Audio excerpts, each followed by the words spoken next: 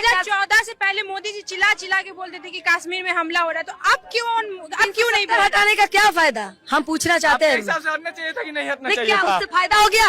उससे लोग हमला नहीं हुआ, उससे आतंकवादी हमले नहीं हुए, उससे लोग शहीद नहीं हुए। ये लोग आंख से अंधे हैं, ये लोग मोदी को अपना बाप मान के बैठे हैं।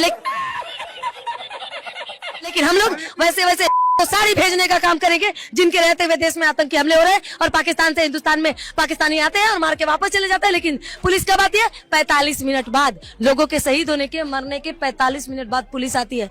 ये सुरक्षा बल, ये पुलिस की सुरक्षा। अरे बाप रे, ये तो धोती खोल रहा है।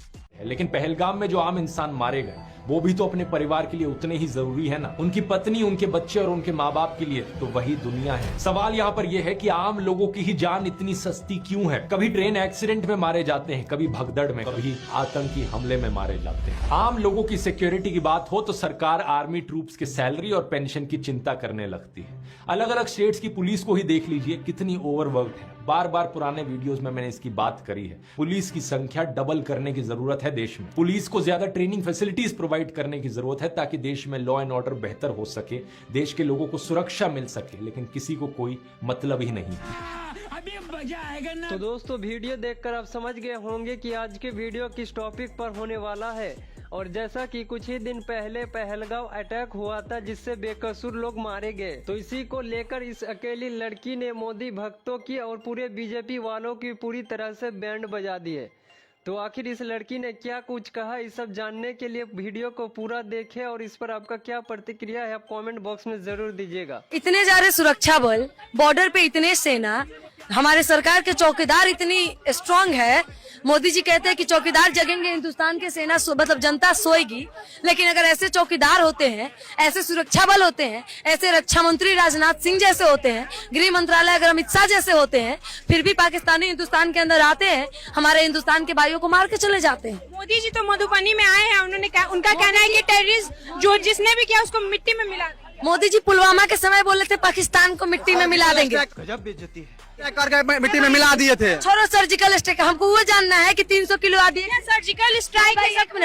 एक मिनट, मुझे ये जानना है कि 300 किलो आरडीएक्स, जो गाड़ी नंबर थी ना, जिस गाड़ी में 300 किलो आरडीएक्स थी वो गुजराती नंबर गाड़ी थी, लेकिन वो 300 किलो आरडीएक्स हिंदुस्तान के अंदर 44 जवानों के पास कैसे आई कि हिंदुस्तान शहीद हो गए? थोड़ा पूछो इनसे। ये फंस गया सीएम। कुछ भारत में भी अपने घर में भी गद्दार होते हैं, तो भारत नंबर थी। कश्मीर का तो हो सकता है गुजरात में पाकिस्तान का कोई मौसा का बेटा रहता होगा, मुसलमानों ने उसको दिया होगा। कश्मीर के राज्यपाल थे सत्यपाल मलिक, जो भाजपा के नेता है, अभी नहीं है, उस समय निकाल दिए गए। खुद सत्यपाल मलिक ने आके कहा कि पुलवामा हमारी गलती की वजह से हुआ है, तो भाजपा ने इनको निकाल के फेंक दिया था। अरे बाप रे, ये तो धोती खोल रहा है।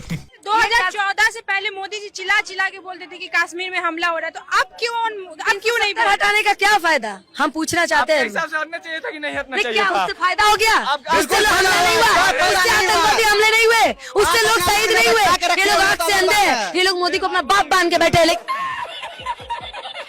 लेकिन हम लोग वैसे तो साड़ी भेजने का काम करेंगे जिनके रहते हुए देश में आतंकी हमले हो रहे हैं और पाकिस्तान से हिंदुस्तान में पाकिस्तानी आते हैं और मार के वापस चले जाते हैं। लेकिन पुलिस कब आती है? 45 मिनट बाद, लोगों के शहीद होने के मरने के 45 मिनट बाद पुलिस आती है।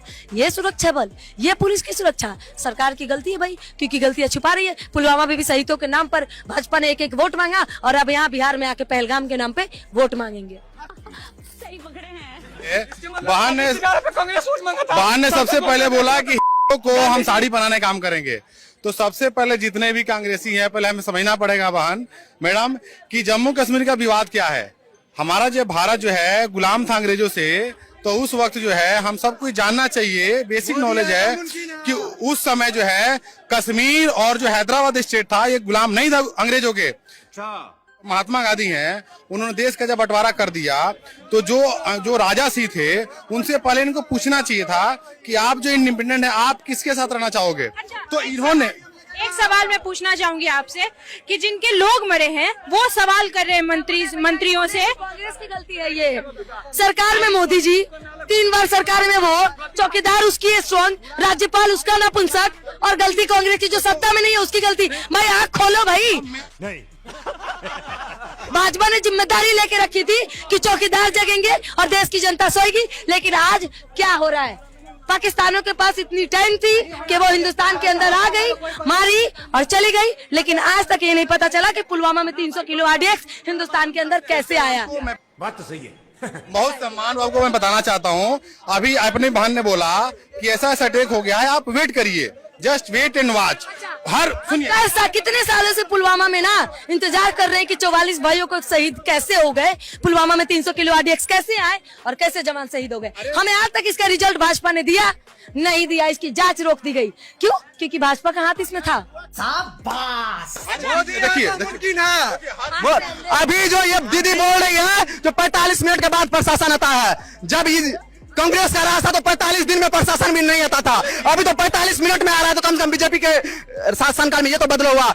अबे तू थोड़ा सा बहन का लोड़ा है क्या? ये तो गलत है। लाहौर जाके बिरयानी खाते मोदी जी, अरे लाहौर जाके खाए थे, लेकिन समझौता के लिए खाए थे। यही समझौता हुआ था कि हिंदुस्तानियों को मार के चला जा रहा है, यही हाथ मिलाने गए थे। मतलब कश्मीर के दौरा पे जाने वाले थे मोदी जी, लेकिन कश्मीर के दौरा कैंसिल कर दिया, चले गए सऊदी अरब, मुसलमानों के कंट्री में। आप सऊदी, शायद आप कश्मीर जाते तो आपकी वजह से वहाँ पे सिक्योरिटी जो थी, चुप रहो भाई, गजब बेइज्जती है। मैं अगर कश्मीर जाते तो सिक्योरिटी टाइट होती, शायद ये आतंकी हमले को रोका जा सकता था। सवाल भी किसी मरने वाले नहीं, परिजन नहीं, ने पहले किया दीदी है। का बात, मोदी को पहले कश्मीर जाना चाहिए। मोदी जी को पहले से इंफॉर्मेशन था जो कल वहाँ आतंकवादी हमला होगा, और एक सवाल परिजन की तरफ से आया है मंत्रियों के लिए और मोदी जी से के लिए कि जब मंत्री जाते हैं, जब PM जाते हैं तो कड़ी सुरक्षा रहती है, लेकिन जब वहाँ पे 2000 पर्यटक वहाँ पे मौजूद है तो क्यों सुरक्षा नहीं? वहाँ देखिए तब जब वहाँ पे आए दिन आतंकी हमले होते रहते हैं, लेकिन मोदी ने गारंटी ली थी, भाई मोदी ने गारंटी ली थी कि कभी मेरे आने के बाद आतंकवादी हमले नहीं होंगे। अच्छा ठीक है, आतंकवादी हमले होते हैं, पुलवामा में हुआ था, हम मानते हैं कि गलत हुआ था। दिन हुआ, कितना दिन, एक मिनट, ये लोग कह रहे हैं कि पुलवामा हुए कितना दिन हो गया भाई, पुलवामा हुआ था, लेकिन वहाँ पे धर्म और जाति नहीं पूछा गया था, अब से यह धर्म पूछा जा रहा है। भाई जो शहीद हुए ना, उसमें एक मुसलमान भी था जो निहत्था लड़ गया, यहाँ सब लड़ गया, शहीद हुसैन नाम था, लड़ गया और जान से गवा दिया, जान बचाने के लिए। 30 में एक मुसलमान था, अगर 30 में सिर्फ एक हिंदू रहता तो हम मानते, लेकिन 30 में सिर्फ मरने वाला का संख्या एक मुसलमान था। हो सकता है उन्होंने जान के भी मार दिया होगा, तो यह मुसलमान, मतलब मुसलमान को हम लोकल नहीं है इसलिए भी वो मार दिया होगा। अबे तू थोड़ा सा बहन का लोड़ा है क्या? तो दोस्तों, इस तरीके की मानसिकता रखने वाले लोगों की वजह से ही हमारे देश में हिंदू और मुस्लिमों के बीच नफरत फैल रहा है, और यही लोग हिंदू और मुस्लिमों के बीच नफरत फैलाने का काम करते हैं। लेकिन पहलगाम में जो आम इंसान मारे गए, वो भी तो अपने परिवार के लिए उतने ही जरूरी है ना, उनकी पत्नी, उनके बच्चे और उनके माँ बाप के लिए तो वही दुनिया है। सवाल यहाँ पर यह है कि आम लोगों की ही जान इतनी सस्ती क्यों है? कभी ट्रेन एक्सीडेंट में मारे जाते हैं, कभी भगदड़ में, कभी आतंकी हमले में मारे जाते हैं। आम लोगों की सिक्योरिटी की बात हो तो सरकार आर्मी ट्रूप्स के सैलरी और पेंशन की चिंता करने लगती है।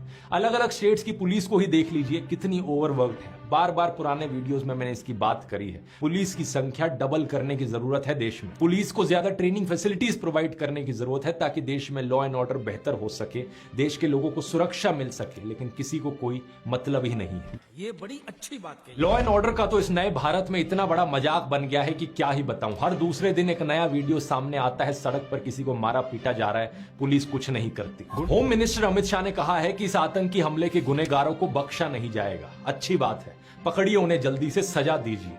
लेकिन इसके साथ ही सवाल यह है कि क्या आपकी सरकार के पास कोई भी सोल्यूशन है ऐसे आतंकी हमलों को रोकने का? क्या आपकी सरकार अश्योरेंस दे सकती है कि फिर ऐसा कोई आतंकी हमला नहीं होगा फ्यूचर में? लेकिन आम लोगों को ऐसी अश्योरेंस कौन देगा? बात यहां यह है दोस्तों कि कोई सरकार यहां इतनी जहमत क्यों उठाएगी किसी सोल्यूशन के लिए, जब गोदी मीडिया के जरिए